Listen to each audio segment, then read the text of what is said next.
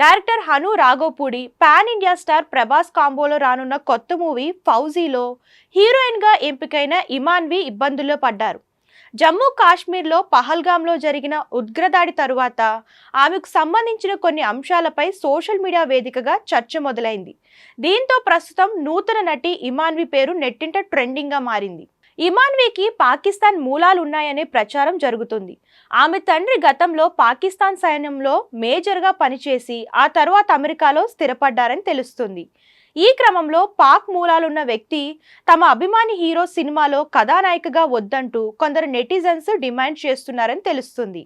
పహల్గాం దాడి ఘటన నేపథ్యంలో ఈ డిమాండ్కు ప్రాధాన్యత ఏర్పడింది. అయితే పహల్గాం దాడికి ఇమాన్వికి వ్యక్తిగతంగా ఎలాంటి సంబంధం లేకపోయినప్పటికీ కేవలం ఆమె నేపథ్యాన్ని కారణంగా చూపుతూ ఇమాన్వి సినిమా నుంచి తొలగించాలని నెటిజన్స్ అభిప్రాయపడుతున్నారట.